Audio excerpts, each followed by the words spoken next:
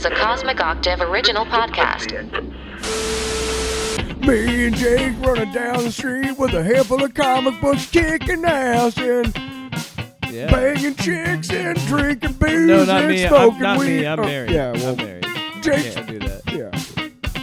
Yeah. Off panel, off topic with Jake and Tyler. What up, my brothers start it? and sisters?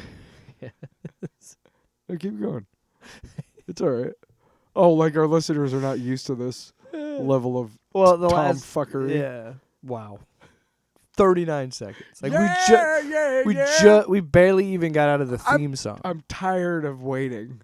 To say the out. F word. Just get it out. Just let it out. I'm sorry. Just rip it. Just be aware. If you're like, if you're one of those people who's like, I just am not a fan of working blue. I'm not a fan of swearing. If you have to swear to be funny, then you're not really funny.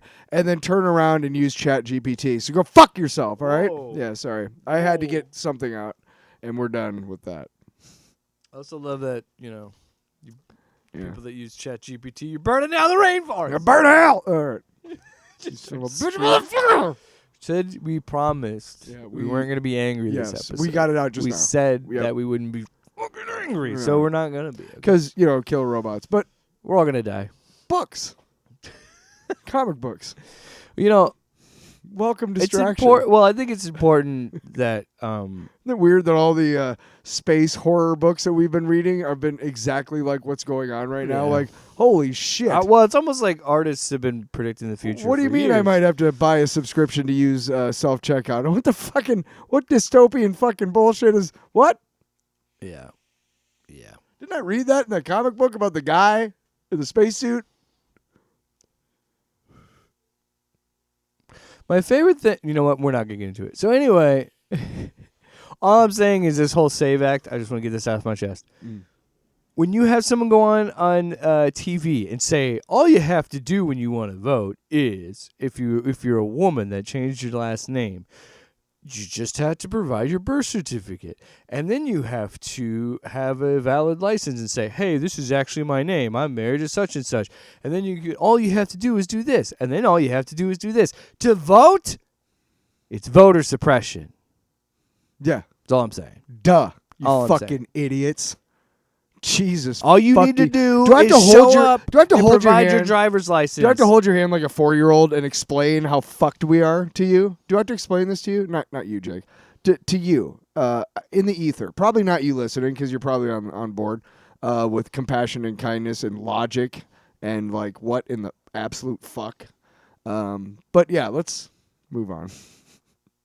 See, we said we were going to be good. We said we're not going to be angry. Because I would like the other two people that are in the house to not feel like they want to move another floor away. They're being held hostage. The other two people in the house. No, but oftentimes when we get done with the podcast, they've moved upstairs, like upstairs, which is because there's not a lot of soundproof whatever. It's at night, right? Okay, yeah, that's fair, but I also wouldn't surprise me, and I wouldn't blame them if they were like, what, man? Let's get another level between us and them because they're being loud. This is too much. This is a little much.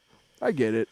All right. Well, yeah. So in that vein, I was talking to you about this before we started, which is like why I'm glad that we have kind of moved in the direction of. Sorry, my phone's fucking spazzing out because it died and I just plugged it in. I was in a situation the other day where because of the nature of my job, I have a little bit more downtime. So usually I'm like reading something in between what I'm doing because I'm taking calls and chats and things like that. Yeah. That particular day, I don't know why, but I was just like, no, I'm just gonna scroll on my phone and doom scroll and be sad. But towards the end of my shift, I just sat my phone down, turned the screen off, left it alone, didn't look at it, and read comic books. And I think that's more and more, as this show has gone on, that has probably been one of the biggest reasons why we've had this shift to constantly talking about comics. Because quite frankly, with the Paramount stuff and Warner Brothers and all that, I am disheartened. And it's bad for art, and it's bad for the future of movies.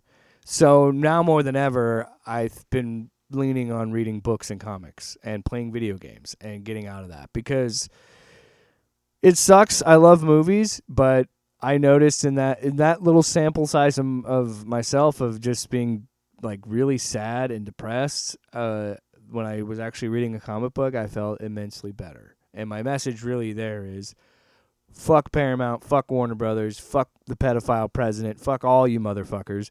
Read books. Read a book. Yeah, before we move on, your weekly reminder that the dude in the White House is a pedophile and eats babies. Like, there's evidence. So that's why this show has really been focused. Not one arrest in the country. Not one. Other countries are doing things, but we're not. Yeah. It makes you not really want to. Before we move on, the reason why there's this apathy and this ennui is because I mean, how the fuck am I supposed to feel like I'm any sort of important at all? Like, how am I supposed to feel like my life means a goddamn thing when all along I have been a piece of fodder for this machine that will eventually chew me up when I die? Like, I'm nothing. Nothing that I do, nothing that I say, nothing that I write, nothing that I record is going to mean a goddamn thing because that's all it's been. Hey, we say we're going to have fun this episode. That's why I've been apathetic. It's like, why even bother getting up out of fucking bed in the morning? Anyway. Yeah. Oh, also, fuck Netflix. Like, no, that whole Warner Brothers situation, none of that was going to end good. No. End up well, sorry. No. Don't know how to use words. But it's just like, yeah, and I that's what I mean. It's like in that little sample size, when I stopped and I just read, like just read a book or a comic or anything like that. Yeah, read books. Shit, even play a video game and do something else because look, at this point, there's hardly anything you can do anymore that's your own. They won. They own everything. They own everything. Yeah. So the best way to steal yourself is through books. So get a library card while they exist and go read some fucking books. Go get some physical media too, because a lot of content will just disappear and or be irrevocably altered. Yeah. Because I mean, so people, if you really love a movie, go buy the fucking Blu-ray. And yeah. No. People have noticed like that they'll watch an episode of a TV show on a streaming service and then watch the same episode a couple days later, and it's been altered already. You know what I mean? So, and as long as it's in their hands, and that's why they're pushing like AI art, because AI art can't tell you to think for yourself. AI art can't make you feel that this whole thing is bullshit and we need to do more and spur you into action as a human being and as a citizen, right? Because it's not a human. Right. And it doesn't understand human conditions. And don't even get me started on the water. So I think we're good, right? Yeah. Nice. That was easy. It's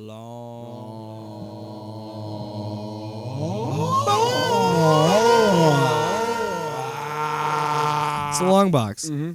So I want to go first. That's fine. Because I went first last weekend. I finally saw The Substance, which was one of the more hyped movies of last year. Like everybody was talking about it. Did you like how the Academy Awards literally did real life what that fucking movie is about by not giving to me more the best actress and they gave it to the really young actress? Yeah.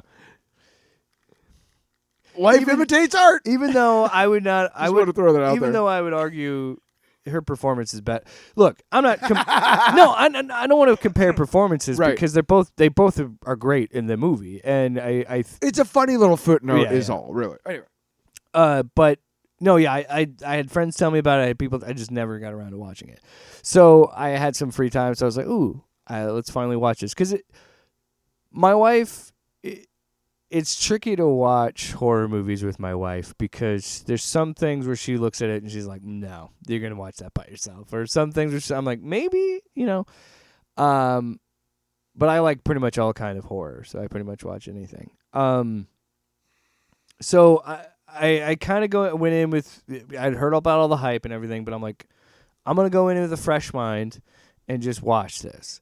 And it, no exaggeration, is truly one of the most insane fucking movies I've ever watched.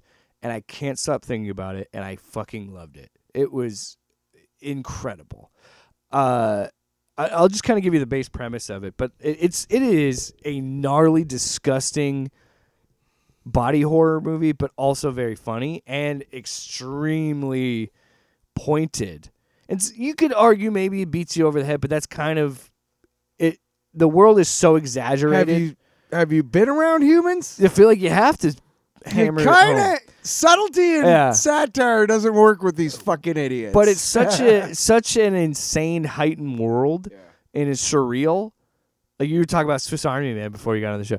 It's kind of like it's such a surreal movie. But the whole premise is, Demi Moore is this aging. She's like this fitness phenomenon. Elizabeth Sparkle. She turns 50. And Dennis Quaid wants nothing to do with her because she's reached her shelf life. Oh, hey, Dennis Quaid was on Air Force One with Ted Cruz and Donald Trump, so fuck Dennis Quaid. Also, his name's Harvey, and he's a creepy executive in this movie. So he playing, He didn't really act in this one. Fuck Dennis Quaid. Yeah. He is good in this movie, though, unfortunately. But anyway, he pretty much just, he's like, we're getting hotter and younger women. That's what we want for this, like, fitness thing. So then she goes to the doctor, and she hears about, this guy's, like, inspecting her spine and, like, touching her spine. And he's like, you'd be great for this. And gives her a note, and it says, it changed my life. And it says flash drive. It just says the substance on it. And we find out that the substance is, you take this drug, and it creates a younger, sexier version of yourself, and but you have to balance. So the new you has to be out for 7 days exactly, and then it has to change back to you, and then you have to be out for 7 days, and that's the balance. That's the cycle. They keep giving you food. There's like this like nutrient pack you inject to your lifeless body laying there, and it just feeds your body for 7 days, and then you can switch. And then at some point, what you do is, like, the new body has to stabilize, so she has to, like, stick a syringe in her own spine, take some fluid out, inject herself with it to stabilize herself. And she has to do that for 7 days. And it's a brilliant movie about our society's perception on aging and aging women in general, and especially, but also how we ourselves treat our bodies and how we don't appreciate the body we have when we're young, and when we're old, we're remorseful for it. And it's relatable to any certain. Once you get past your 20s, I think you start relating to that. Yeah, I relate to that. Oh, but truly, the third act is one of the most insane things I've ever seen, and it was incredible. But Margaret Qualley, I believe is her name. She's great. Andy, what's her name from Groundhog Day? It's her daughter. Yeah. Andy McDowell. Yeah, she's great. She's pretty great and everything. She was in. The daughter's great, but yeah. She's good too. She was in Once Upon a Time in Hollywood. She was one of the. Demi Moore is really, really good in this. Demi Moore is an underrated actress. It's true. She's been treated so shitty in the years because of she's just dared to be a beautiful woman that has opinions, and like it was open about her plastic surgery. It was just open, like whatever. And so it was great to see her. And the birthing scene of the new version is crazy, and it's awesome because like there's a really cool visual. She's looking in a mirror, and a second eyeball pops on top of her eyeball, and she like freaks out, and then it's gross because it is a birth out of someone's body, but it's a really symbolic thing because it comes out of your back. It literally grows out of your back. So then the new person has to spend this time where she's taking and sewing up her own back, and her body just lays there lifelessly while it gets fed. And then it's like, I don't know, man, it's such a good movie. And yeah, it's weird and quirky and insane, but really good satire. That's the point. Satire's nature is to be extreme, to reflect an extreme reality of. And it's not just women that are getting hurt by this. Men are getting hurt by this. You see these guys dehydrating themselves to get their veins to pop out in these movies. And the Top Gun Maverick guys were talking about their workout and being like, yeah, we weren't drinking water for a long time, so then when we drink, it would look better on camera and all this stuff. I'm like, you're literally talking about dehydrating yourselves, guys. it is one thing to be healthy, but there's another thing to push it to an extreme where you got a fucking 18-pack and your fucking arms are ripping out of your shirt. You know what I mean? Yeah, yeah, exactly. Like, I mean, you've heard about doing especially superhero movies. Yeah, you've heard about Hugh them. Jackman's body throughout. Look at his body. Playing Wolverine. You've heard like about what's called the pump. Yeah, and what it is you literally do like a bunch of curls right before a scene because it'll bulge your arms Make out, you swell all your ripped arms and out. shit. Yeah. Well, anybody who's ever worked out, you know how that works. Your muscles are literally ripping. After and you swelling. work out, you're like, I have the biggest arms in the universe. Your arms are swollen. My skin can't contain. That's what they say when you go to the gym. You're getting swole. Because you are. Yeah. Duh. Just because they're bros and stupid and racist and misogynistic doesn't mean. Fuck them. Go ahead. Where were we at? I don't know. But I'm just saying like this movie does kind of do that too because it mentioned a man gives her the stuff. So it's also the movie's implying like, hey, it is focused on women in this movie, but it's not just women that deal with this. Men also deal with it too. And boy, howdy. Yeah. Anyway, what is yours, my man? So, we, for a long time in the radio station I work at, did not have a TV that worked in the room that I worked. And when I run the board for games for a minor league team here in town.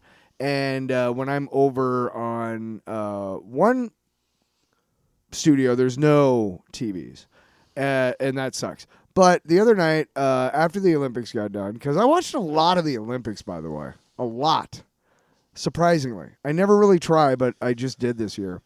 I was just flipping around on the guide because it's, later at night. I honestly, if it's not NFL, I don't really watch sports on TV. Which, like, why do you work for a sports station? In a long time, in general. Sports ball? Sports ball. I heard it getting a touch pass in sports ball. Thank you, Steve Smith. And I just happened to see Judge Dredd, and I was like, yeah, I mean, that's cool, but I don't really like seeing it with, like, ads and edited for television, all that crap. And then I saw 1995, Sylvester Stallone, Rob Schneider. Oh, my God. And I was like, I am the law. Yes, because I've never seen this movie. What? Never seen it. Now. Oh, it's garbage. Demolition Man is a great movie, okay? It is fantastic. Wesley Snipes should do a review is of that suitably unhinged. Like he's Wesley Snipes having the time of brilliant, his life. right? Yeah. Right? And it introduced Taco Bell won this fast food wars. It introduced us to Sandra Bullock. It introduced the mainstream of America. I'm still trying to figure out the fucking shitting with clams thing. Me too.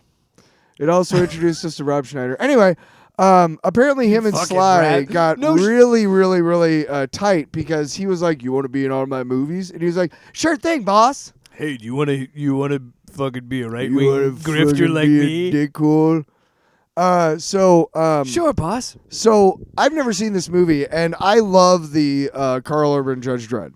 Okay. We've gushed about it on this show. Yes. Now, don't get too much into my shit, because I didn't talk during all your thing. I see you with your mic in your hand, and you just watch it there, pal. Fucking just smacked it on his wiener. Jesus. No, I didn't. Well, that's why we got canceled. Dick slapping my mic. Dick slapping the mic. Dick slapping the mic. Dick slapping the mic. What do we do? Are you doing? Go. Okay, so it's your turn. So you could have been doing this. Judge Dredd. Hey, I just wanted to do it while we were recording, so we didn't lose it. So Judge Dredd and the beginning of the movie, I happened to see it like right at the beginning. So it's when James Remar and Rob Schneider and they're all in the tower, and Judge Hershey and some other douchebag are sitting there. They're like, we're pinned down. And you see like the whole, and right away I'm like, this movie is bad. I already can tell. And I'm not even listening to it. I got the subtitles on because I got to do stuff on the radio. I can't listen to a TV, movie or whatever. TV movie. I can't listen to a movie on the television set. Anyway, and this movie's just bad. And I'm a big fan of like all of these people except for Rob Schneider. I like James Remar. I like Sly. I like, whatever. And slide. fucking what's his name? God damn it, Max von Sydow is Judge whatever, the big head judge, who Judge Dredd murders and they frame him, whatever. Yeah. Anyway, and what's his name? Armand DeSanti is Judge whatever. Who cares? It's a stupid. He's the bad guy. Whatever. Yeah, Rico. Why didn't you just make him Judge Death? You fucking idiots. Anyway, so I'm a clone. I watched it all the way up to the point where Rico escapes, and I knew it was garbage as soon as they had the whole the action movie sequence where it's they slowly pan up. You can't quite see the hero, but it's him, right? And it's look at he's on his motorcycle and look at his boot. Look at his muscle. Look at his other boot as he stands off of his motorcycle. Yeah, dude. Look at those boots.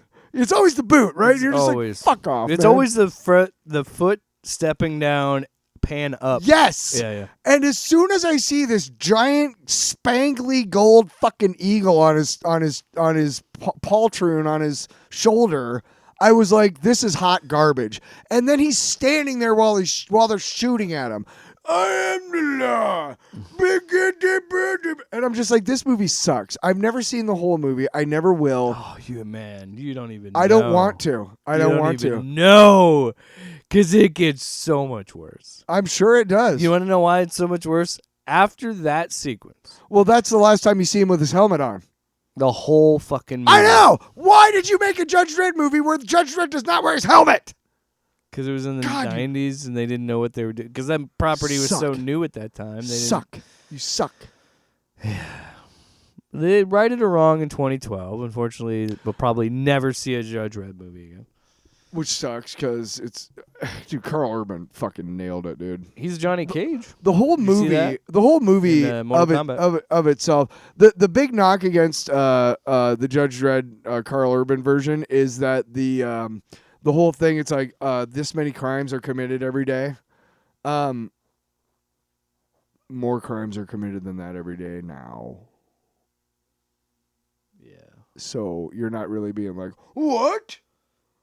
Because if you actually pay attention to crime statistics and you see that movie, you're like, cool, crime has come down. Also, all right. Judge Dredd is a complicated character because Yes. they've tried to point out several times. Yes. Well, he's a fascist character. He's a fascist. Yes, he is. So he's not somebody. They did a whole storyline Yes. where he takes over America Mm-hmm. to be like, hey, guys, Judge Dredd's a bad guy. And he's kind of a mockery of the bootlicking fascists, but whatever. Yeah. It's just... Again, you know Judge what? Dredd Tyler, why make art? Because supposed nobody to be can a understand satire shit. on fascism, Yeah. yes. And they turned it into an anti-hero, which is just so fucking sad. I'm just a cop that kills drug dealers, man. Yeah. Well, what about the family that got caught in the crosshairs? It's not my fault.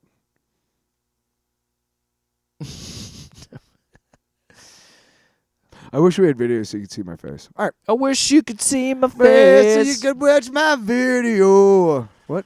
And they'd be like, why do you need to see my face? Why don't you see this face? I'm ballsy. I don't take no shit from anyone. Okay. I'm ballsy. Oh, you didn't do that. What are you ready for? Are you ready for... Are you ready for pain? Are you ready for suffering? I think so. Yeah, What do you turn think? yours up. Turn that up. No, dude. Yes. It's making it worse. No, the hiss will go down. No, you... Oh, I got you. I want you to know I went back into the archives. Ooh. And I found some old sounds. Oh. And brought them back. Yeah. Some you might not remember. Oh, I'm sure I will. Let's hear them. But some you will. Okay. Who I was talking about Thor Ragnarok, Mm-hmm. and I was like, who's the director of that? Tiki Watiti. That guy, I just don't like him. Tiki Watiti. What a douche. He ruined Thor. You know what? Isn't that one where they break Mjolnir? You know, it's It's Thor's weapon. Such chode smoking buttholes. And then sometimes I tell my wife. That's in blessing. Yep. I get it. Yeah, turn it up. Turn that up. Excelsior. Yeah. Excelsior. Excelsior. Is it on a repeat? Yeah, I did it like 3 in a row. That's when he does a bump. Excelsior! Excelsior! Excelsior! All right. All right, Jack. What's the next one? Come on. This is what we used to use for the end. And that's it. That's right. This one I just thought was funny. And then some other dude is beating your ass from behind. Wow.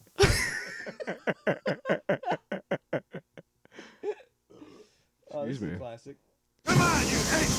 You want to live forever? Yes. Wasn't his name Rico? No. That was who was Johnny Rico. No, who was Ironsides? It was Michael Ironside was fuck. When people talk to me about this show. They sucked his brains out. Hold on.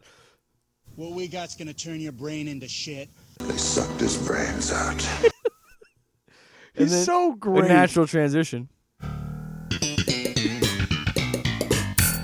Oh god! And then there was some old there was one more I had in here, or a couple more. I gotta look it up. God, where was it? I had it up here. It was up here with nice. Oh, here we go.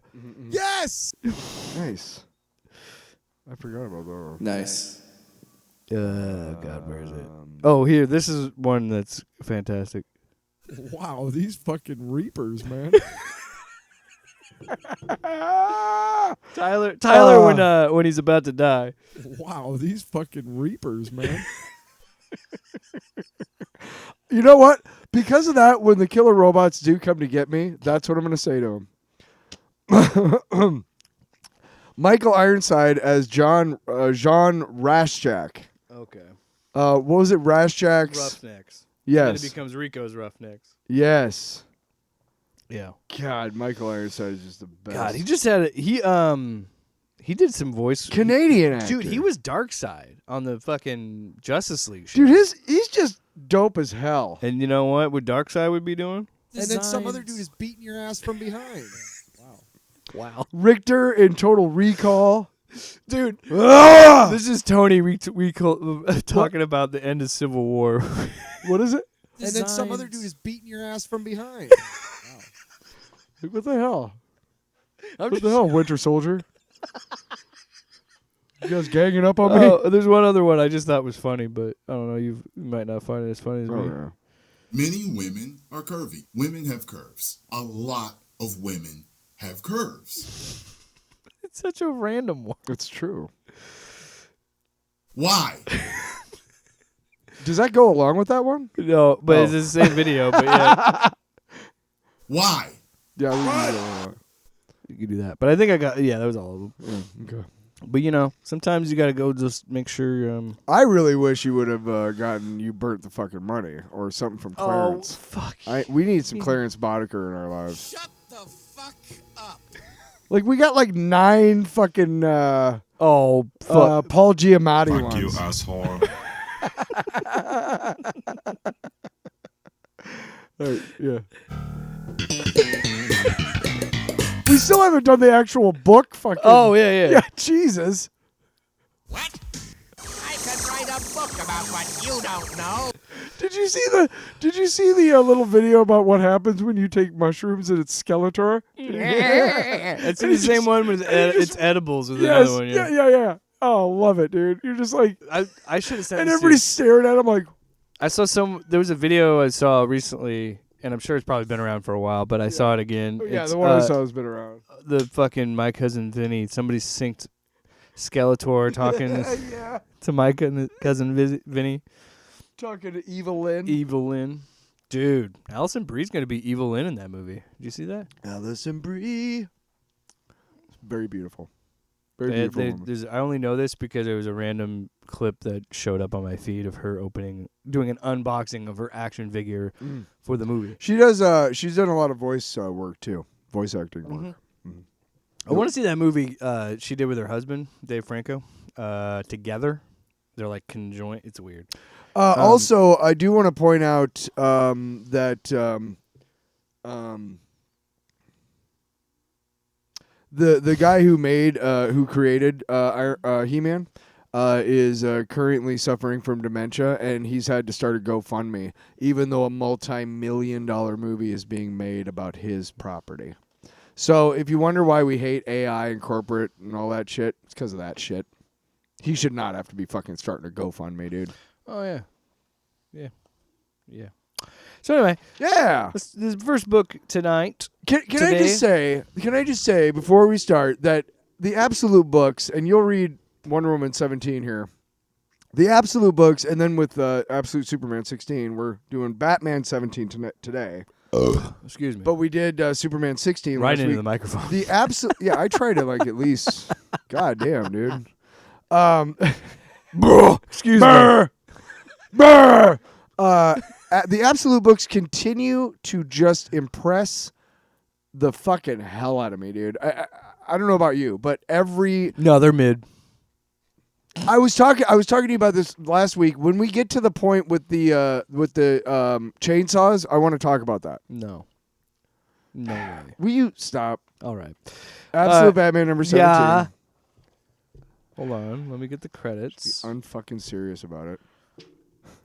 Take it Be seriously. serious. It's a comic Scott book. Snyder's the writer, and then we got Eric Canet, Canete, Canetti, is the guest artist on this book. So no Nick Dragata this time around. I do like the change of pace in the art. Mm-hmm. And this is mostly about the backstory of Poison Ivy. I will say this. I early on in this series, I gave Dragata a lot of shit. I gave DC a lot of shit. I understand now that Dragata maybe just is so intense and whatnot that he's got to take some time off every once in a while. And I'm okay with that. They had a guest artist during the Mr. Freeze 2-part arc. They had that filler issue. I believe the guy working on the last 2 Absolute Superman books is probably the new artist, which I like him a lot. And Sherman is still just tearing it up with... But I don't mind every so often if they give us... Because as long as it's somebody who can keep with the tone of the book, and this guy does that. Yeah. We'll get on to guest artists when we talk about the fucking Dungeons of Doom books. Because boy. the credits in that is ridiculous. Here's 7 writers and 18 artists. 2 writers and 12 fucking artists, it seemed like. It was crazy. Yeah. Like every good artist. luck telling which one is which. Anyway. So yeah, this book starts with like a flashback of Poison Ivy's backstory of her talking to her mom. Mm-hmm. And she's just kind of giving the backstory of why she becomes who she is. And then we see a bunch of cops who are looking in this building, and they see a bunch of like growth here, like foliage, and in these little pods, it looks like babies, but they're like these like weird monster-looking baby things. And then the cop turns around, and then he gets the vine stuck in his mouth. Yeah. And then we also see that there's this giant growth over this big skyscraper in Gotham. Just massive. And then it just cuts to Batman wearing chainsaw for gauntlets. Now, the reason why I tearing apart the fucking wrist rip and stuff, chainsaws. And for those of you, it's the chainsaw is like perpendicular to his wrist, so it's that, and then it's over his hand. So if he holds it with it. If he holds it, yes, he shouldn't. But here's the problem, folks. You got a lot of torque, and you got a lot of energy, and you got a lot of power. A chainsaw's fucking heavy, so yeah. So at some point, we were talking about it. If that were real, by the time he got in, his hands would be gone. Like, they would just be gone. Mm-hmm. No matter how far you kept him down, your hands would eventually just be gone because you'd be running into the chainsaws. You'd have to have a good or the chainsaws would be running into your hands. Based on the art, yes, you don't have enough clearing that your hand isn't going to get grinded up. And here's the thing I wanted to bring it up because I remember looking at that and going like, oh, come on. My first reaction, right? Mm-hmm. And then I thought about it. And first of all, if there's any books that require suspension of disbelief in every way, it's this book. You better be ready to just walk in and believe it all and lean into it, or you're just not going to have a good time with it, right? Well, and you have to lean into the absurdity of it. I think it's also important to have context. Yeah. Of that these absolute books are existing in a reality outside of our own. Yeah. Well, one, it's fiction. I know that, but what I'm saying is I'm talking about. It's not real. It's a different I'm universe than ours. How I'm saying it is as if we lived in the so as if true. we lived in the main DCU canon, right? This is a world that's built by Darkseid. This is a universe built by Darkseid. So that's why Batman is huge. That's why these characters are different, because this is so that's why you have to suspend your disbelief, because this is a world that was built by chaos and built by the chaos energy. Well, so first yeah, and shit foremost, like that. it's a comic book, Tyler. Yeah, exactly. Like there were times when like I would look at like continuity issues with The Simpsons, and like, what is your problem? It's a fucking cartoon, right? And that is when I understood why I really, really, really like the Absolute books, because by and large, it has caused me to accept the absurd as normal, if you will. And it makes these books, all these creators are just leaning into this. At least the first 3 books. Yeah. Fuck Green Lantern and Flash. Martian Manhunter, I still don't really know, but it's pretty looking. But these first 3 books are just leaning into like the difference and just being like, I can do whatever I want with this character because it's not the same character, and I love it. I love every bit of it. And yes, his hands would be pulp, but who cares? It's a comic book. It's awesome looking. Fucking let's go. So yeah, we find out that the growth there that was caused by poison ivy, there's an airborne. It's giving the spores are airborne, and that's what's turning these people into monsters. Because Batman jumps down, he's like, "I have eyes on the officers," and Alfred is like, "That's not possible. Maybe that stuff in the air is." He's like, "I'm looking right at them, and I'm looking right at the police scans. There's no human signatures on your floor, any floor near it." And then they just go, "Blah," and they start attacking him. And so, and then we get a flashback of a week ago, and Bruce is talking about Wayland shedding his skin. Yeah. Thinking that, like, well, lizards only shed their skin when they get bigger. Yep. So he's worried about that, but then he's also like, seems like the arrow could also be healing him. And then it's just a montage of him trying to visit his friends. So he goes to see Penguin, they kick him out, but Penguin still sees him, is like, okay, so Penguin kind of sees the effort. Yeah, but Penguin's getting pissed off. Yeah. Harvey doesn't want to see him, and the doctor is like, well, his head is like split in 2 Well, no, halves. Harvey just left the hospital. And he's like, where is he? And they're like, we don't know. Which sucks because his head is like in 2 pieces. Yeah.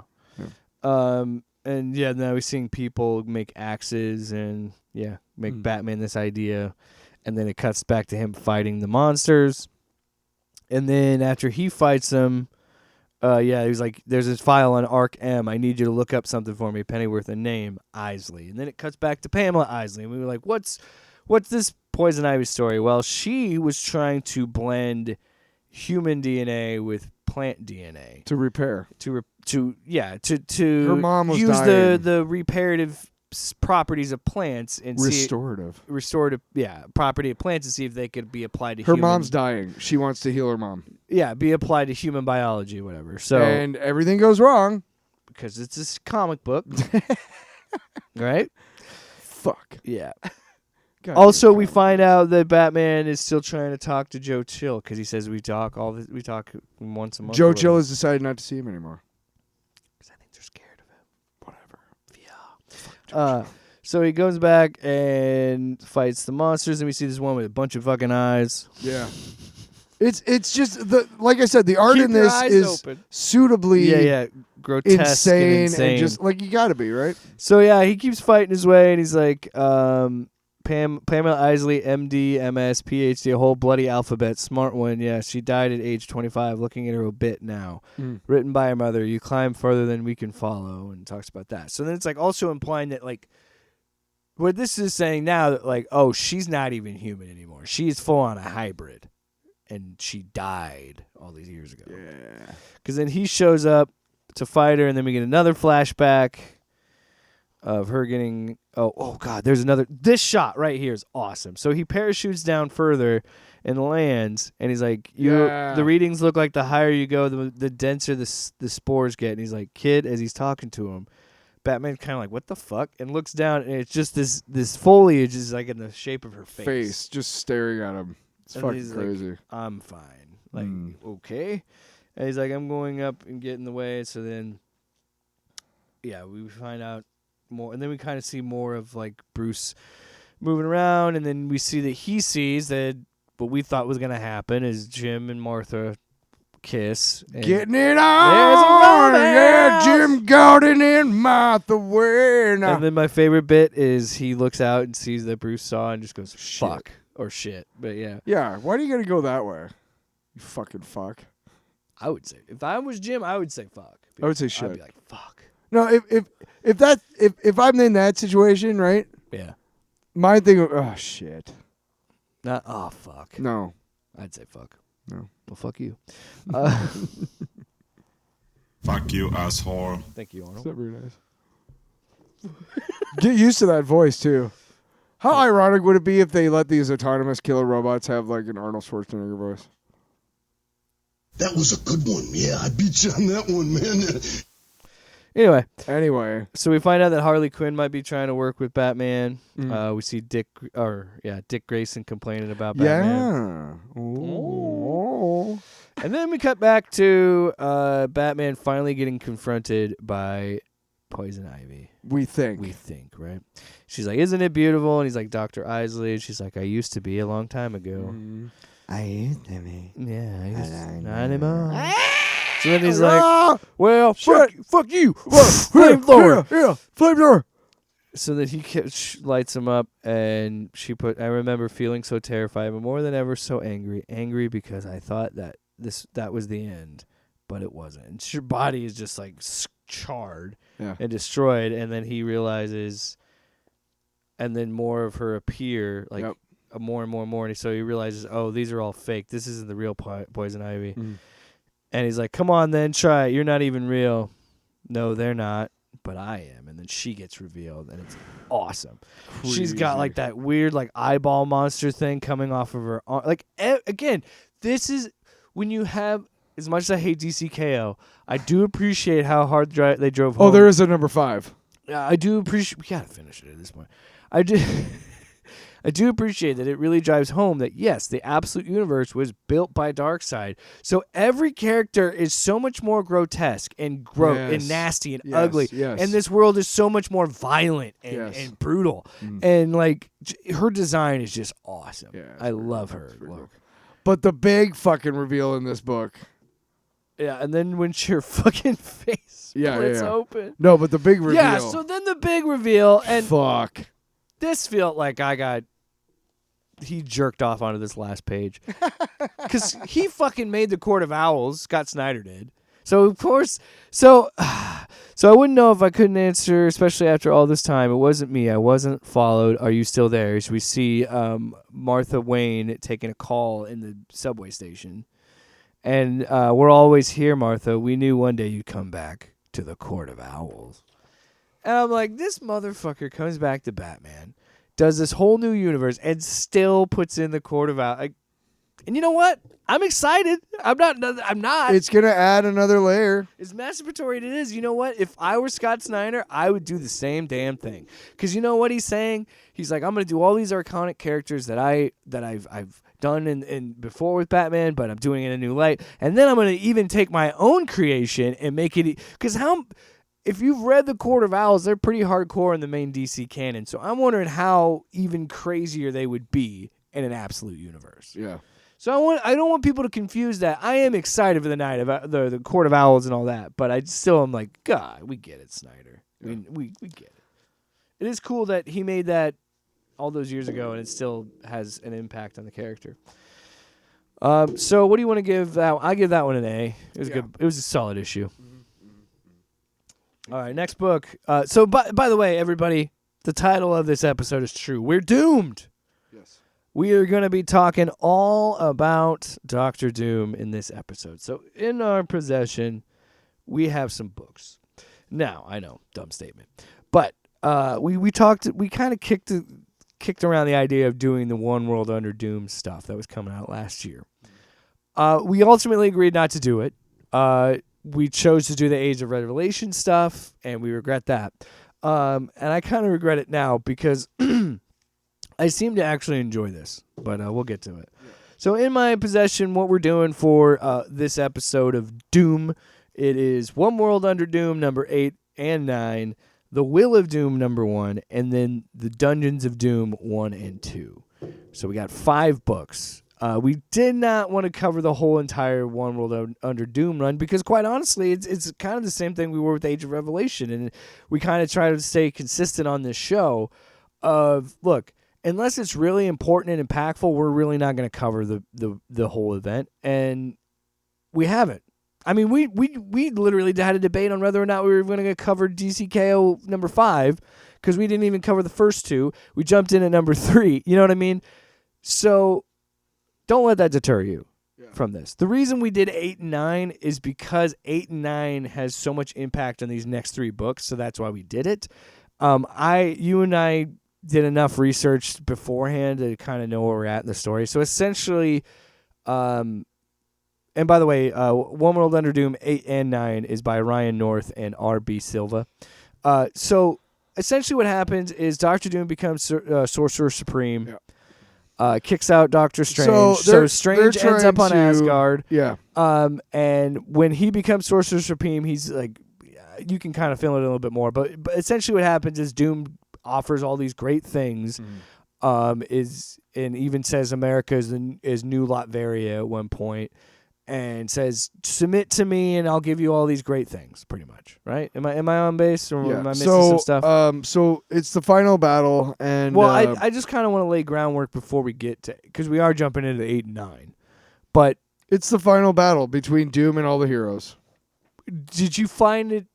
Did you do anything before? I mean, like, did you read anything before that, or did you just jump in? No, you explained it well. That's and gave it. Us, well, yeah, I didn't know if there was anything else I missed. I mean, I'm not going to get into the minutia of all the issues that happened between then and now. Like, look, the bottom line is that Doom's been in charge. Let me finish. Okay. I promise I'll lay it out. Doom is in charge of like the entire world. He's somehow manipulated it so that he is just in charge and nobody can do anything about it, right? At some point, obviously the heroes have been fighting back the whole time, and they come up with this way somehow to do a final battle against him on the astral plane. Now, while that's all happening, there's a big final battle, okay? All the stuff that happened between when he takes charge and the final battle is stuff that you can read in numerous trade paperbacks that are available from Marvel for a shitty fucking price, okay? So don't even bother. Stuff happens. Drama happens. Things change. Things stay the same. Whoa. There's a final battle. What? And in this final battle, Valeria Richards, who is Doom's goddaughter and apparently the only person who, like, it's kind of interesting. Like, it's really cool, his relationship with her, because he's literally, especially the end of this One World Under Doom. You know what I mean? But so she's trying to reach him. She's trying to help the heroes any way possible. Because everybody's figured it out. So she resonates her armor. She figures a hypersonic thing for his armor and just types Val, and he brings her to her, and he's like, you have Doom's attention. He's on the astral plane. I wonder, Valeria, what you will do with it. Time out. He's on the astral plane. Yes, I already said that. I know, but that's how she gets onto the astral plane. Yes, he brings her there. Yes. That's how she's like, how do I get a hold of him? Yeah, so she the tune. And he's like, fuck, I'll just bring you here. And she's like, okay. So she's trying to convince him to stop everything, and he's like, no, I don't think you understand. There's a lot of people that support me, and if you're, I'll show you. And then she sends her back, and he's like, I adjust my armor, it will no longer resonate with her signals. In Latveria, there's still just Maria Hill and the Fantastic Four and Iron Man, and they're all trying to get inside the Castle Doomstedt, and looks like there's some X-Men too.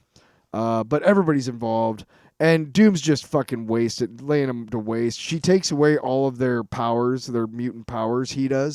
Doom does, and he's won. He's God by snapping. At this point, yeah. And then her. That's it. This ends now, Victor. Doreen Green, the unbeatable Squirrel Girl. A world's army has fallen against me, and you expect your attack alone to succeed? You are a fool. Hey, you know what else I am? Maneuver 99. That's the one where I'm a big old distraction from what's going on behind you right now. And all these crazy creatures come out and start fighting them and stuff. And then the coolest thing ever. Yeah, it's the one I took a picture of because they rebuilt Stormbreaker, Mm-hmm.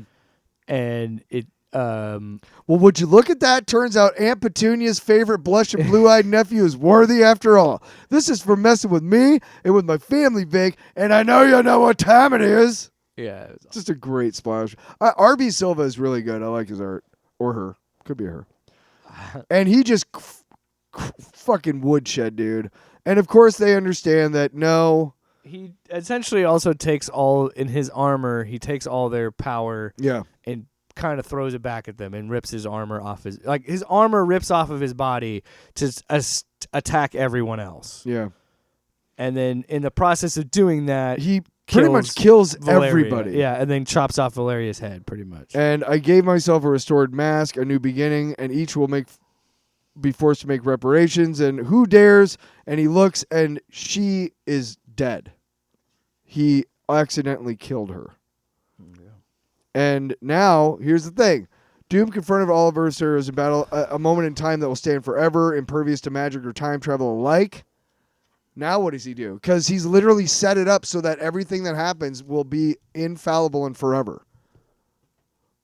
Until a writer figures out how to... Yeah, that was kind of his big move in being the Sorcerer Supreme. Right. But now he's fucked because nothing can change, and he's accidentally killed the one person in the world that's the most important to him, Valeria Richards. Also, on the back of One World Under Doom, I'm looking at Null #1. Fuck you. Hey! Fuck you, Marvel. Doesn't that sound like he laughs like that picture? Hey! I'm Null. I'm Null. So... Pronounced with an R. I think how we're gonna do it is we'll talk about number 9 and then kind of review them together as a whole, like grade wise. But so yeah, number 9 picks up with Doom recollecting his time with Valeria. It's really sweet book, again, one of the few, probably the only person he actually loves. Yeah, is Valeria. Yep. So yeah, he's like no, and then what's he like? No. So this whole, after all that chaos in It's the a last really- issue, this is a much more grounded issue. Yes. It's heartbreaking, really. And yeah, so Doom's a bad guy, but when you read about how much, it's from his point of view. So when you read about how much he cares, the whole about her- thing, yeah, is from his point of view and explaining to Valeria what's happening to her because she's kind of in this white nothingness with him and just like, what I thought I was dead, and what's going on. Mm-hmm. And she's like, I'm too old for fairy tales. And he's like, just listen. So then he's like, he talks about how much he spent with her and how much he loved her. And blah, blah, blah, blah, blah. I'm just kidding. But he says, and so the great king voyaged to places mortals were never meant to go. He breathed the home and refuge of the gods who called themselves the Vishanti. They had extraordinary powers over life and death. They could choose if they wanted to fix a mistake, but these beings, tremendous and powerful, spoke only of duty and consequences. They refused to hear what the king was saying. So essentially, yeah, even though he's a sorcerer supreme, the Vishanti are like, you can't, you made it so what is done is done. You can't do anything. And so then he goes to the only thing that he knows that could possibly change this, and that is the living tribunal. Yep. So there you go. Who dares disturb us? Who dares disturb Who us? dares to disturb the living tribunal? There's like 3 of them, so I was like, yeah. That's fun. That was really good. One more time? Also, I was talking to my wife about this. I think my favorite thing about Victor Von Doom as a villain and Dr. Doom in general, yeah, he's fun to hate. He's a great character to hate because he's such a narcissist, right? But what makes it even better, Yeah, but he backs it up a lot. is you know how I know he's such a fucking narcissist? This motherfucker knows branding. It's Doomstad, Mount Doom. And they make a joke about it in, I think, Will of Doom. They make that joke where it's like, he knows branding, but it's true. Doomstad, Mount Doom, Doombots. And you know what else? He doesn't even, most of the time, he speaks in third person. He says, Doom dares, Doom this, Doom that. Like, I think it's so funny, like, how much he loves his name, like, Doom.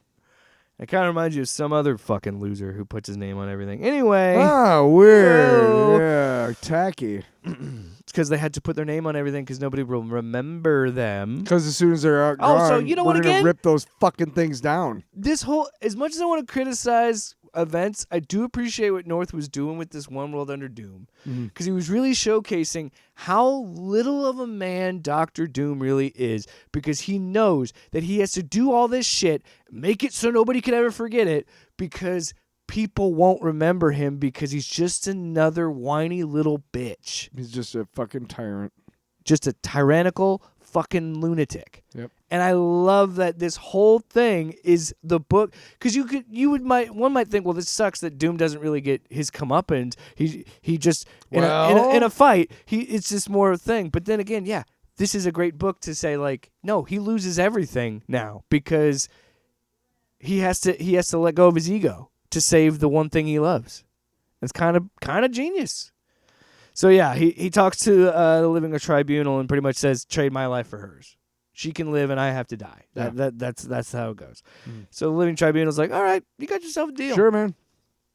So Valeria comes back through a portal, and they're like, oh my God, Valeria. And so then the news breaks of Dr. Doom being shitty, and so like the next few panels are just them kind of the world reacting. Yeah.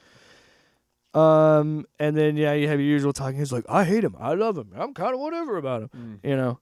And then it finally comes towards the end, and I love how this book ends. So it comes up to Reed is working on some shit, and then Dr. Doom arrives, just like poof, shows up, and then it's just like and he's like talking to him, and eventually Dr. Doom says, I'm dying, and Reed says, I'm not gonna save you, so don't come here for me to Victor.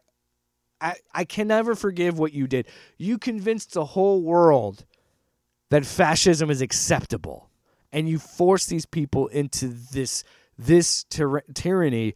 I don't want to save you, and I won't. And then Victor is like, I can't be saved. I made a deal.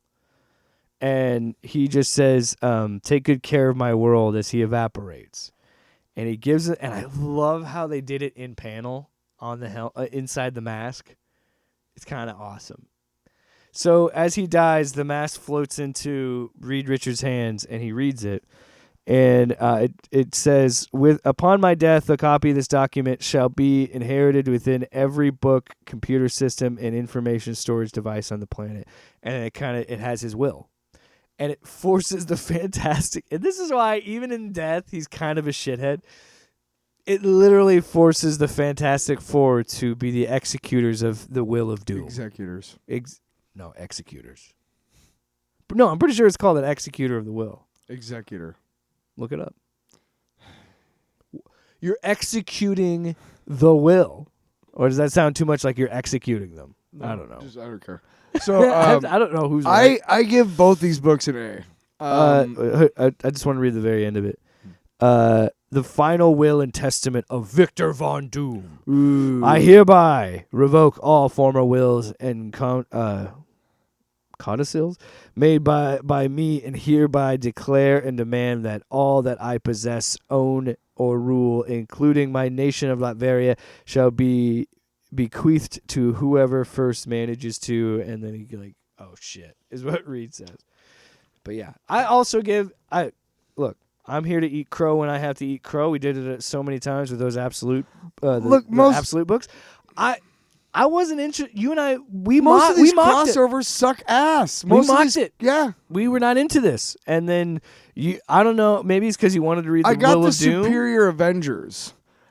I'm pretty positive that it was like number one World Under Doom, and then like 2 through I don't know, whatever I don't remember seeing all that many One Worlds Under Doom, so I think the Superior Avengers were part of that series, but just different. I don't know.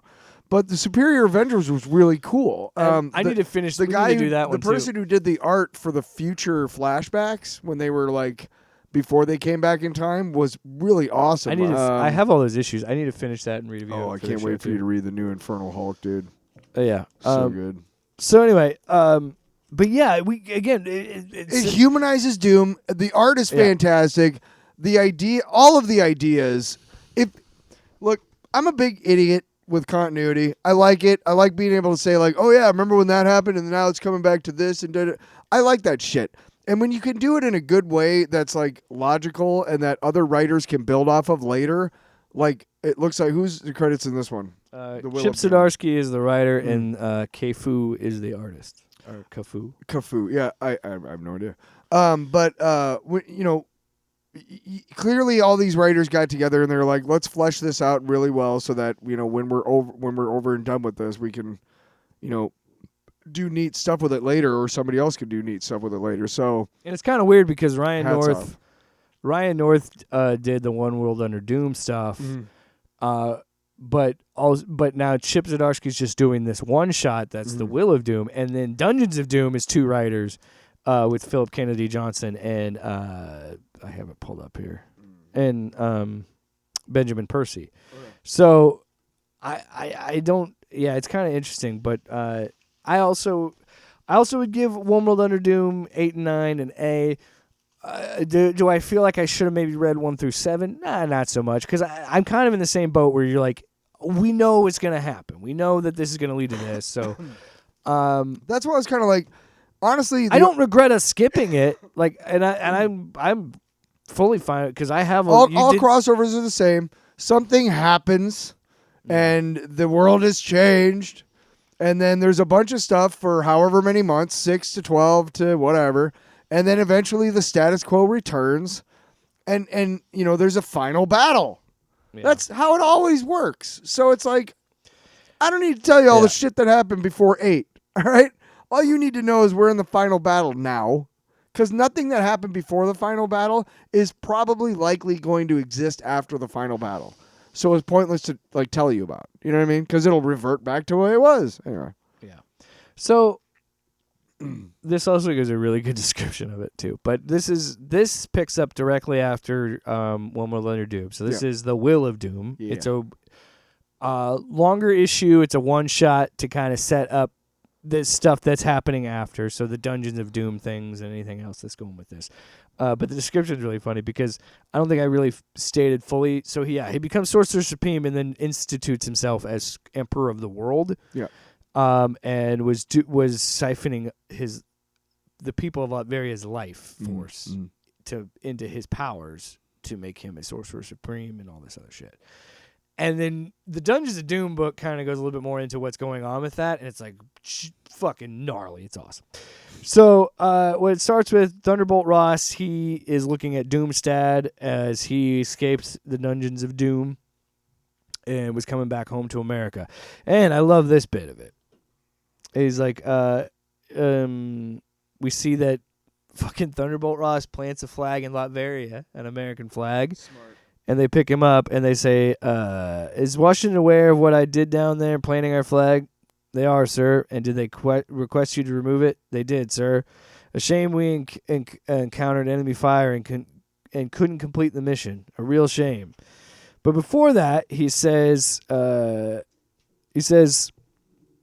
hearing people are unsure. Doom's reign ended so quickly. People are, scared to be Americans. That's all. And then Thunderbolt Ross is scared to be Americans. That's sad. So then he goes, a real shame that they had to leave before they could get that flag. And he says, I think you'll all agree, our people shouldn't be scared to be Americans. Other people should be scared of Americans. Just let that sink in that the villain here is saying that. Sounds awful lot like our administration. So the Will of Doom is it fun because, again, so much of this is back on Dr. Doom's ego. It's really backstory and stuff more than anything. It's setting up what the Marvel's status quo is going to deal with post-Doom. So we get somebody going in to see the mayor, and it's Mayor Doom suffers no deficiencies as we find out that Doom's bots around America have been activated. So once Doom would die, he has a trigger to activate the Doom bots to continue his reign in death because he's a fucking narcissist. So that's mostly what's happening throughout this issue. We also have Thunderbolt Ross deal with the Secretary of State being like, hey, man, you just created a fucking international incident because you just planted a flag in Latveria after idiot. Dr. Doom died. You fucking idiot. We also need to say that the will states that everything goes to Valeria Richards. So she's like, she comes up with some cool ways to manage it. and so she would have billions upon billions of She dollars. would be the most wealthy person in the world. She's even the ruler of Latveria. Yep. Now. He gifted her that.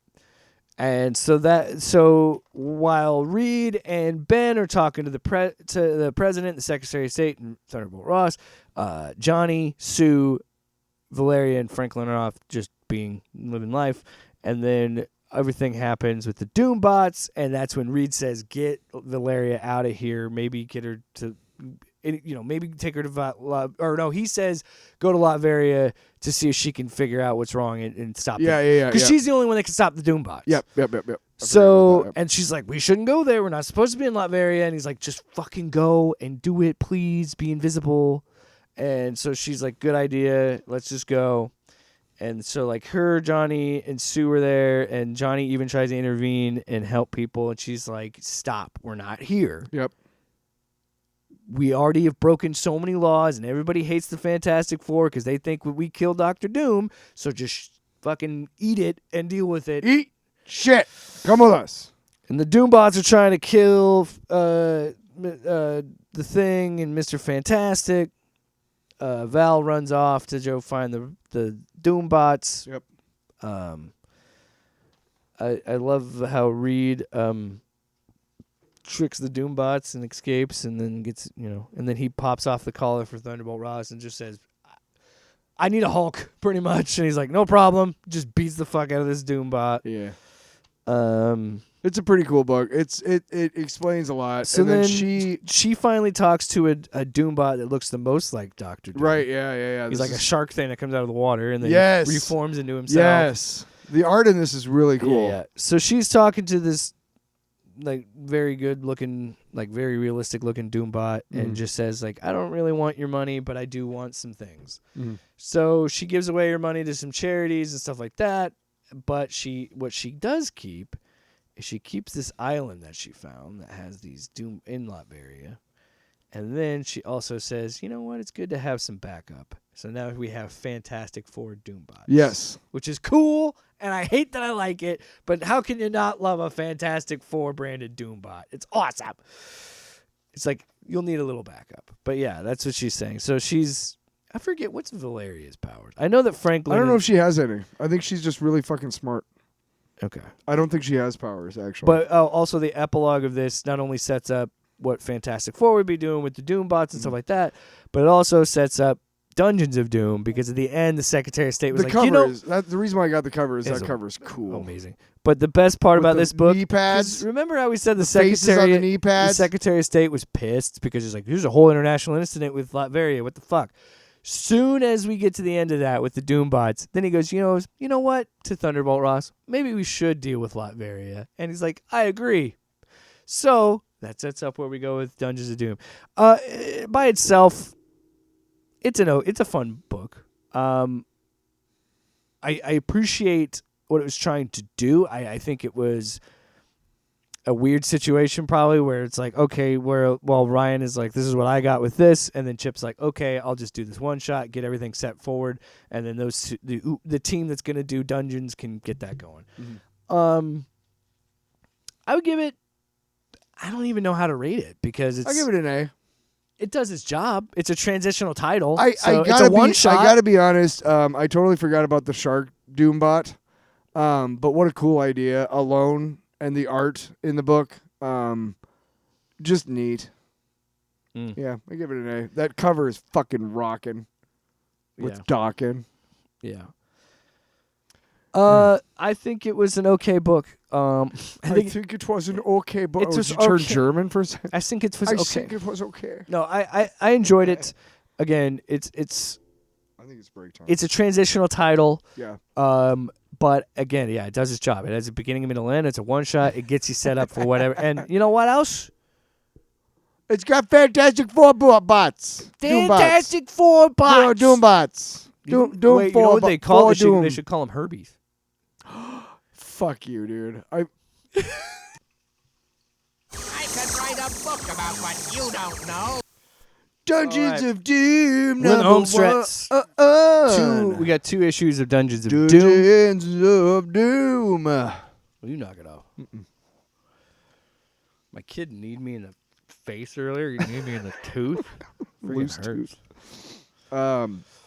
That's all that Chex Mix. Triscuit Mix. Dungeons of Doom number 1. As we saw in the Will of Doom, well, obviously... Well, there's a power vacuum in Latveria. There's a power vacuum in Latveria. And I remember seeing like the teaser promo for this book a couple months ago, starting to see it in the Marvel books. And I remember reading that, and I remember being like, yeah, that is kind of a cool idea. Like, what kind of shit does he have? Because he's gone. And He's we gone. know that he was using his in that storyline. We know that he was using his people, like draining their life force and stuff. So what's in these dungeons? Like, what the fuck was he doing? Decades and decades of like there. If you read the Walt Simonson run of Fantastic Four, he implies that Dr. Doom is pretty much gone, and it's a Doombot running things from like 1982 to like 1991. That's what the implication is. So the real Doom has out been in like multiverses and other dimensions and shit, just collecting shit.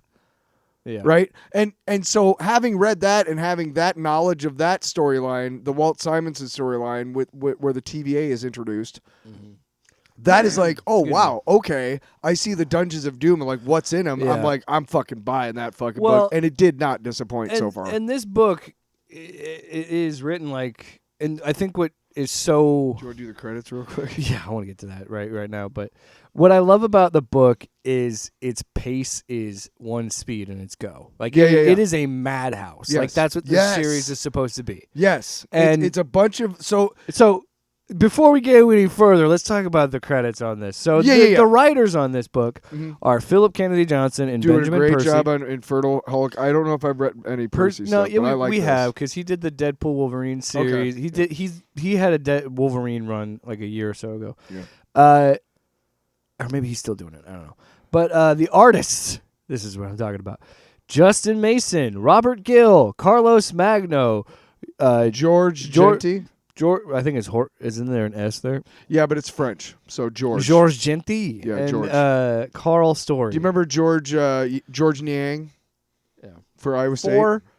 Four artists on this book. 5 artists, on this book, and 2 writers. And somehow it still flows amazingly well, and there's really I don't really notice that there's 5 artists. We are going to be following 4 groups of factions, if you will, in this book. And one is the United States Army, and then there's the Latvian freedom fighters, and then Hydra, and then a Wakandan named Not T'Challa. His name is Umbra. So, So, excuse me. So anyway, the starts book off opens with and Thunderbolt Ross leading his team into Latveria. The book opens with the Latvian freedom fighters fighting off the Americans and saying Latveria is ours, not Doom's, and never the West. And Hydra shows up. Hydra. I mean, just a big clusterfuck of battles. So I love all these. Yeah, I love this part. I love when the shit's going down. Yeah. Because then eventually Thunderbolt finally turns. He's like, "Fine, I'll just do it myself." Yeah, and he just wastes all these fucking Hydra. Yeah. Dr. Doom has fallen, leaving the nation of Latveria once under Doom's control, now in a state of chaos. But the state of Latveria wasn't the only thing Doom kept in his possession. Doom's secrets and artifacts, once hidden, are now ripe for the taking. So Chapter 1, The Whisper Man. This is It's Red Hulk. Yeah, Red Hulk and the U.S. Army. Yeah. So these guys they're cut off from Red Hulk, and they're talking on the radio. And the U.S. Army guys are just trying to explore and get out. And they see that door is broken, and they walk in, and it's this fucking vivisected dude. Yeah. Just horrifying stuff. It's the voice of Charles Xavier. Yeah, this is the voice of Professor Charles Xavier. If you are hearing this message, you have tripped a proximity alarm. Turn back. This room was never meant to be opened. It holds an organism beyond your comprehension, a mutant who should never have been born. And this mutant has his mouth sewed shut, his eyes are gone, and his chest is gaping with some sort of X emblazoned machine in his chest. And that's the end of chapter 1. Yeah. And you're like, shit. Like right off the bat, we're like, okay, we tried to keep this, whoops. Yeah. Hey. Chapter 2 is Latverian freedom fighters. And yeah, their whole story. And they're trying to find a way out, and they end up coming into a tomb, and they think they find the right one, and they open up. They think they need to open up all the tombs to find the right one, and they open the first one, and it's this gigantic fucking plant creature that Eyeballs everywhere. kills one of the dudes, and they have to run away from it, and this guy sees his sister. Who's dead? And his sister leads them into a... You got the spectral looking thing. Yeah, the sister leads them to a tomb that is full of water, and they're like, look, I made a mistake before, but this is the way, I promise, and we have no choice. And they see the big monster coming up again, and that's the end of that one. So, fuck, right? Chapter 3 is Sphinxemi, which is the Hydra dudes. And this is nuts, because they're like, Thulis broke his back. Yeah. He's getting so then they're like trying to keep him alive, and they're like, what? Put him out of his misery. And they find themselves in a dungeon. This guy tries to pick up the hammer. Nothing happens. And it looks like the traditional Mjolnir, not the one that's in Marvel, but the one in actual with Norse a big mythology, handle. Yeah. And so he's like, let me find a way out of here. And they're like, what are we gonna do about Thulis? He can't move the door. Thulis is trying to say something. Oh, is he?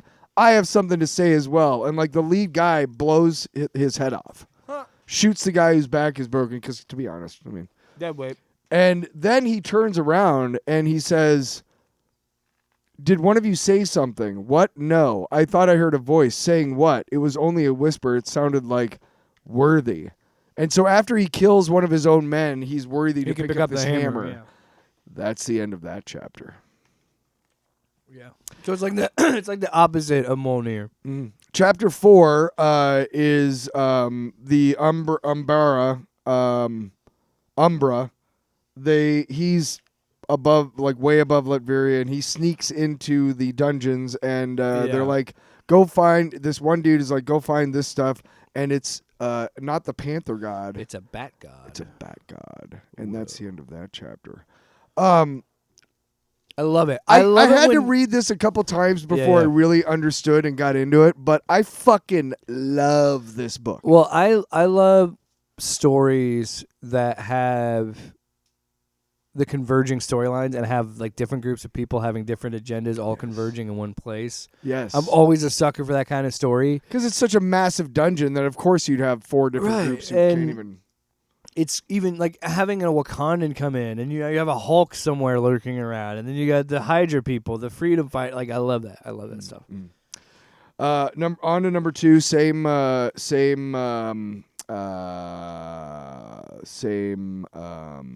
creative team. Yeah, we're not gonna go through all those names. So we start with the Whisper Man again, and they're still trying to get a hold of Ross. And they're in this room with this mutant, and they're like, don't touch anything. And like, no, I heard something. Did anyone else hear whispering? And the machine in the mutant's body goes ka-click, and he's alive. And they're like, oh my God. And they're like, I'm cutting him down. Stop. And he cuts him, and he says some crazy shit. And then there's this weird thing, and he just explodes. Yeah. But not before this thing goes into this other guy's mouth and nose, and just schwump. Yeah, it's like, what the fuck? And he's seeing all this stuff inside, and he's like, I'm good, and they're trying to get away from him and everything. And before anything happens, he's sick. The guy who inhaled all that shit. Yeah, and they're like, you good? And he's like, my throat just hurts. I think I just need some water. And he starts spitting out this blue stuff. And he murders this fucking dude. Yeah. And then just punches another dude and does the same thing. Eska o Katande Lee. Yeah. And just thwump. Just explodes. Yeah. It's it's insane. Like I this heard whole gunfire. thing. Simmons, was that your people? Simmons, did you hear that? And he's just like, Like, oh no, crack. He snaps. Yeah. And that's the end of that chapter. It's just like, what the fuck? Then we go to the Wakandan, and he's doing his thing, and he finds his chamber, and it's the skull herb, not the heart-shaped herb. The skull-shaped herb brings the ancestral plane to our world. Yeah. And so he eats it, and that's the Which end. who knows what fucking Doom had stored in this Your fucking wife can astral live again. Isn't that what plane. you want, Umbra? Yes, Nagiko. Good. That's it. You've opened the door, and his eyes have the skull. So Scary. now we're gonna see all the shit that Doom was doing on the astral plane come crashing into the dungeons. Is what I'm think that's implying. Yeah. Which is Oh, gonna yeah. be crazy. Yeah. So then, Sphinxemi, we go to the Hydra dudes, and he is the main guy with the hammers. He's trying to get through everything, and he fucking wastes the goddamn door. And it's like, whoa, it's Sphinxemi is its name, the name it spoke to me. Yeah. And he's leading his guys, and they come up on these Latverian freedom fighters, and the guy with the hammer gets shot, and he drops. And he's like, Manx, help me. The one other Hydra guy is trying to lift it. And the guy who got shot, the original hammer guy, is like, still too weak. Manx, I told you she chose me. And he smashes the first dude's head with a boulder. Sphinxemi, you were right, Valance. I can hear it now. And the guy it chooses him. picks up his hammer because it chooses him. And then we forgot, but these Latverian freedom fighters are fucking going through goddamn this strange. Swimming to this yeah, other they don't side. know. They don't know where shit is. They come upon this skull thing, and it's like, oh shit, we're trapped. And they kick through it, and it was actually a drain. Yeah, so they drain out, and one of the guys that was injured is not doing so well. Yep. And his dead sister was speaking to him, says, kill him. Yes, get he'd do the rid of- same to you. He's infected. You need to kill him. He would do the same. So then he kills him. Yep. And Oh, and it's a monument to Khonshu. I can let them see everything. Yeah, we need it. And the Eye of Khonshu does not give you wealth or strength or eternal life. It gives you sight, the ability to see the secrets chambered inside of all of us. And it shows this one dude and all of his awful He horrors. was gay. One of them was he had a relationship with a man, which was probably not cool. Right. In Latveria, I guess. I don't know. And yeah, and so they're like, it is all right. You have nothing to hide from me. The lady with the iron jaw, which is strange. And the guy comes back. Where is Boris? He's resting. What did you do, Alexander? And the lady who touched the Eye of Khonshu is like, you killed him? And they start turning against each other. And this place is turning us against each other. And then we see this fucking horrible creature thing. That was the thing that we saw in the first issue. Boris. Starts to come out of Boris. Yes. Yeah. So that thing's coming after them, and that's the end of that chapter. yeah. Jesus. Such a weird, crazy book. I like it. I love it. I'm a fan. You like it? I love it. You like it. You love it. You want some more of it. Give it an A. Apparently, when America heard that, they were like, fascism, right? Yeah, we want more of that. Yeah, we want more of that shit. Give me my books, man. That's why this whole series is believable. Give me all my 'cause books. I believe that a madman could convince the whole world that they want fascism. Crazy, huh? So far-fetched. No, it's an fun. Like I said, it's a Madhouse book. Madhouse. All these storylines convening, and it is a question you have to ask now because again, it's a power vacuum. There were freedom fighters that were then harvested for this whole thing. Yeah. So there was this resistance already in Latveria. Then yes, of course, Hydra would show up and try and steal Doom's weapons. Why wouldn't they? Yeah. The mutant. I'm sure one that is, more will even show up. The mutant one is the most interesting one to me.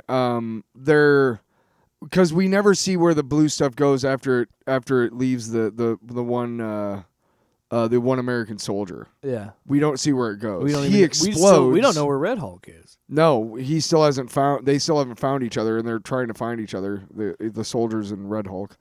So we don't know what's going on there. We don't know what's going on with the Wakandan, but we think that he's going to bring back all the shit from the astral plane, which is crazy. Yeah. The Latverian freedom fighters clearly have some shit to deal with. And the Hydra guys, that's just a strange storyline with the Sphinxemi. Sphinxemi. Oh, there it is. Yeah. Yeah. A plus. Yeah, because it's a fucked up book, and I like those kinds. I like those kinds of books. Why? Because I don't know. Cause. Is that right with you? Because I'm wild. Yeah. See, look at that. Yeah. Yeah. So I give it a big old thumb up the butt. That was our Doom episode. Boop. One Doom under Doom and Doom. One Doom after another. Yeah, buddy. I can't wait for Avengers Doomsday. I really hope. Hope what? Well, Infinity War was really good because they used like half the movie to tell Thanos' backstory. Yeah. Thanos, whatever. You don't really have that luxury with Doomsday. You're going to tell me that in a 2-hour movie you're going to fit in a backstory of Doom, well, let's be along honest, with what everybody else has been doing, and tie up all of these loose ends from all of these fucking end credit scenes? I don't think so. So what are we doing? I just hope they don't fuck it up. I think we'll be fine. Obviously, they're doing it not as a Fantastic Four villain, which is smart, because they fucked that up twice. Yeah. Twice. Yeah. No, I do think that half that movie is going to be this is the Victor Von Doom we're doing situation and setting all that up. And then if I were to guess, it would probably start in the Fantastic Four's universe and that whole thing with him going after Franklin. Yeah. And then them jumping to our to the 616, even though it's 1999999. Technically, that's the Earth that is at the MCU. Really? Why? Well, because Marvel names everything a different Earth. That's like, yeah, but why did you say 19999? because that's what the MCU is. Earth 19999, like something like that. Innumerable. It's like It's like pi. it's like a repeating number. Yeah. Like pi. Yeah, something like that. Anyway, so yeah, I'm assuming they would jump into the 616 thing, and that's them showing up at the end of Thunderbolts. And then I don't know what we're gonna do because we got the new Avengers, but then what's the whole deal? What's Sam doing with his Avengers? Yeah. Somehow Chris Evans comes into play. Yeah. What? Where's Thor? Yep. See. What are you doing here, guys? And that's not even counting the X-Men shit. And Captain Marvel. I also heard that they're gonna make Or Thor. Photon. Thor's gonna be kind of the main character, which I'm cool with because I love Thor and I love Chris Hemsworth's Thor. So what a great dude. What a great dude. We do know that at some point Magneto destroys New Jersey. Yep, I've read that rumor. Ian McKellen straight up said it. I've also read that Doctor Strange is going to be Doctor Doom's right-hand man in this movie. Maybe he's working because he's stuck in the dimension with Dormammu and Charlize He Theron. did show the third eye. Is Charlize Theron in That's Doomsday?